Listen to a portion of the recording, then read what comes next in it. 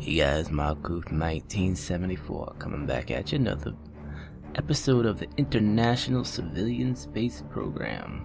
Episode 3 is going to be about contract missions for the Civilian Space Program. These are the missions that will actually net us a profit if we actually finish it. On this particular mission, I am launching a civilian satellite into a 300-meter orbit around Kerbin.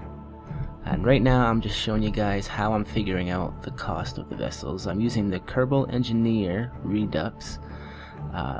If you see where it says cost over there, the very bottom S1, the right hand corner, it says 9,400. That's the cost of the vessel. But unfortunately this vessel actually has a hidden cost to it. So I'm going to show you, and then there we go, we show all stages. It was actually missing the actual satellite stage for some unknown reason, so added that in, so the actual total cost of this vessel is 13,280 Kerbal Dollars. So when you guys are building your vessels, keep that in mind. This particular vessel, the save on cost is an upper stage of liquid fuel right here, and then the lower stage is actually a solid fuel booster. The booster itself is extremely inexpensive and helps this thing get to a pretty good height.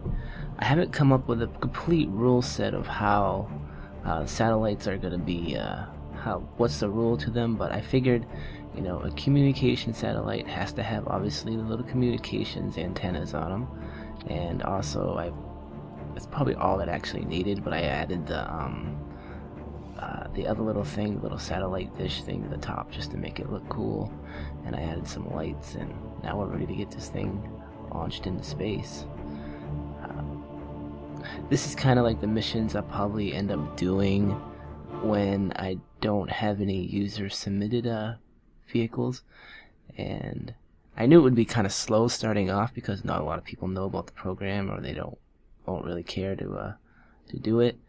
I'm going to keep making the program. If I don't get enough vehicles put into the program right away, then what I'll end up doing is I will look for a vehicle on the forums to see if it fits my need. The problem with a lot of the vehicles on the forum is that they're extremely expensive. They're made for, you know, people want to show them off for visual looks and stuff like that, and unfortunately I'm not really going for aesthetically pleasing vehicles at this point, because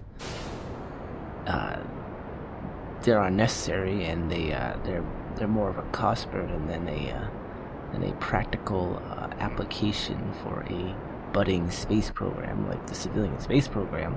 So right now I have what I call the Ancient Fleet. The Ancient Fleet is, if you guys are wondering where all these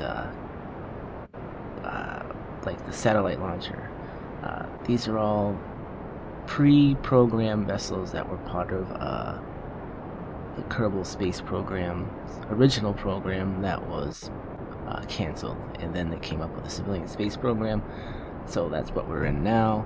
So pretty much I have all the launchers and everything that I need, but they're pretty expensive. Like this one, you know, you could probably get it cheaper. I don't know, this one was pretty well made, so I don't know if you can get it cheaper than that, but I'm sure somebody out there will come up with something if they wanted to.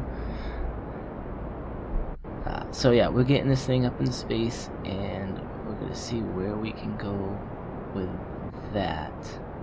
Now, since I have plenty of time to talk about a few other things, a lot of the ships that I get, I will be editing to suit certain needs of the program. So say somebody gives me a lander, and I want to edit it a little bit to, say, get to Minmus or something like that. Well,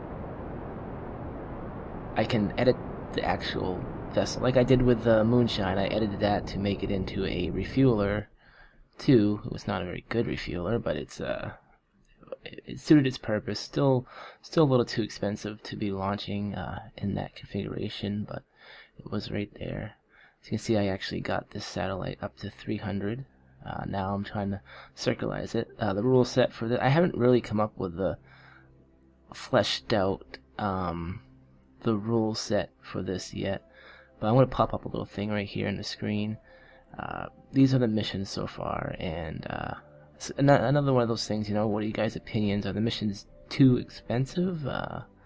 Like this one is a payout of 30,000 Kerbal Dollars, and there's different kinds of contract missions we can get, all the way from launching satellite TV type stuff to communications, to scientific vessels, to even military applications. Still, it's not, like I said, it's not totally fleshed out, but not everything's going to be a light load like this. Like some of the categories I have are subcategories. Like I got the military light design, which would probably be like the size like this, and the military medium weight, and the military heavyweight. It's all part of the thing. I actually like the little lights that I added to this thing, and they look pretty cool. That, of course, is from the B9 Aerospace mod pack. I'm pretty much putting these lights on everything, especially the satellites, because it just makes them look awesome. I have actually designed and tested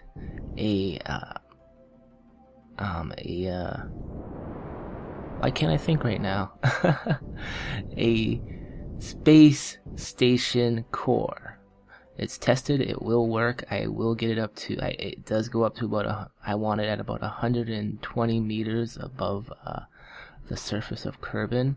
Of course, it was actually just tested. It was not, in the Kerbin database, computer data. Actually, do you guys think that was something I was also thinking about? Testing aircraft, testing things should also cost money, but I haven't actually figured out a system for that yet. So, just want your opinion on some of that. And a lot of other things. I don't know if I've discussed this or not. You can tell I'm trying to circularize this. This has to be at least 300 at both sides. So that's what I'm trying to do with this satellite, is fix that. What do you guys think of reusing stuff? Think Scott Manley, he has the reusable space program. I was coming up with a system where if I can save spacecraft to some extent, then we can save cost on a relaunch. And I figured the regular relaunch would be, if we can get the actual craft back on Kerbin, landed, we can save. I was coming up with maybe 50% of the cost of the actual vehicle. Actually, I had it split up. If it lands on land, it's 50%. If it lands in water, it's 40% of the cost. Because to me, landing in water is a lot more. It might be safer for the vehicle itself, but you have to actually, do a lot more work to clean the seawater out of the vehicle and all that stuff. So it's a little bit more expensive to get it back going. So I was thinking of throwing something like that in, and I was even thinking of maybe, say like the launcher and stuff. I'm actually pointing the satellite at the planet now when we're opening up everything to get it going. Saving the launchers with parachutes. Everything other than liquid-fueled launchers can be saved, but the launchers would be a lot less savable. So I was thinking maybe like you can save like 15% or 20% of the cost of a launcher.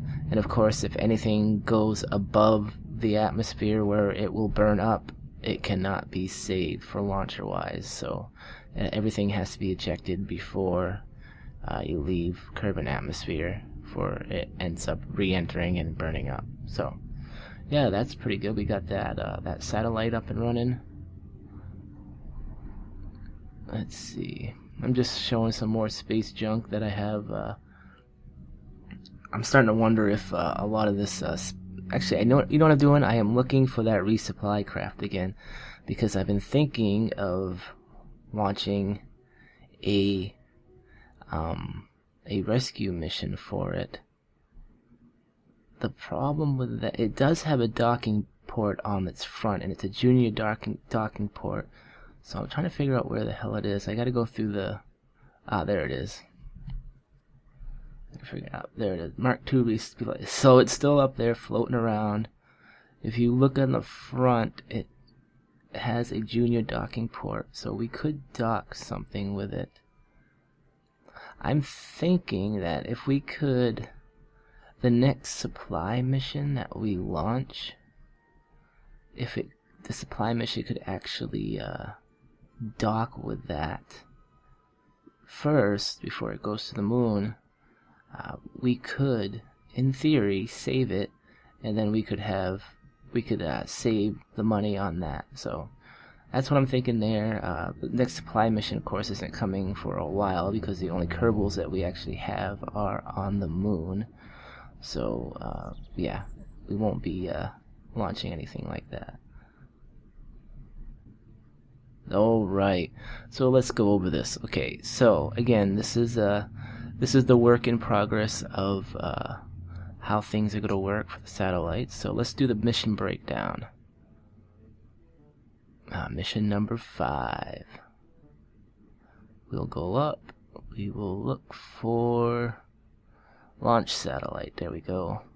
Of course, the vessel is in there, the Mark II satellite launcher. Actually, there is another version. I'll show you guys something. I won't show you. It was kind of a failed version. Of course, this one has a mission payout. So the mission payout for a communication satellite is 30,000. So we'll just put 30,000 in here. Hit enter, and of course now it's a negative, which is actually a positive, just the way I wrote the system. So there you go. That's it, everybody. This is Malkuth, 1974. I know this was a shorter video, but I'm just trying to get a lot of these videos out to get it out there. Looking for your designs. If I do not get a core station design up from somebody probably the next week, I will launch the core that I designed myself just to get the space station moving. Of course, as time goes by, I will actually be able to make more videos with people's designs, but it's kind of hard right now to do anything because there's hardly anything in space. So we need to get some stuff up in space, and we need to get the program moving for I have something to do. Alright guys, thanks for watching. Subscribe, comment, rate, give me your ideas of what you think could be better or maybe should be better. This is Malkuth, out.